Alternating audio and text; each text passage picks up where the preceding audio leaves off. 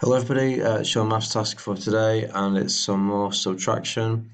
Um, there's a method here which honestly I would probably avoid, probably would not use this. For this lesson I want you to use whichever method of subtracting that you find the easiest.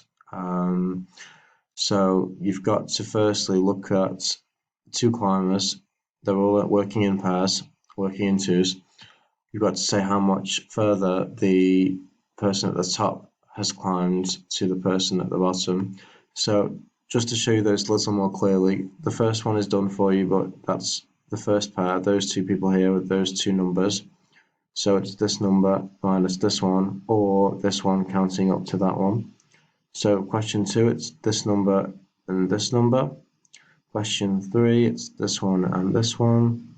Question four, it's this one and this one. So just be careful not to get those climbers mixed up. Make sure that you get them on the right pair.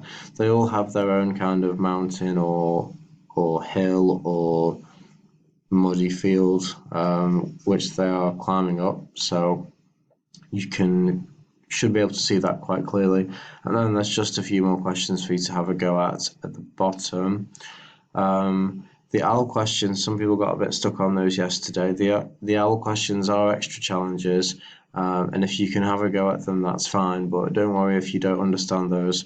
We very often don't do the OWL questions in school in lessons because they are pretty difficult.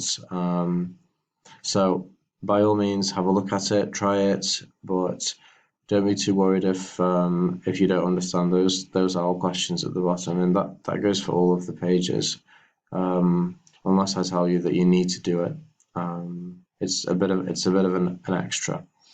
I'm also uploading a link from Mr. Roberts explaining a couple of things about doing column subtraction because I think that might be a method that some of you want to use in this lesson. Again, though, you can choose which one you think is going to work best for you today. So thank you.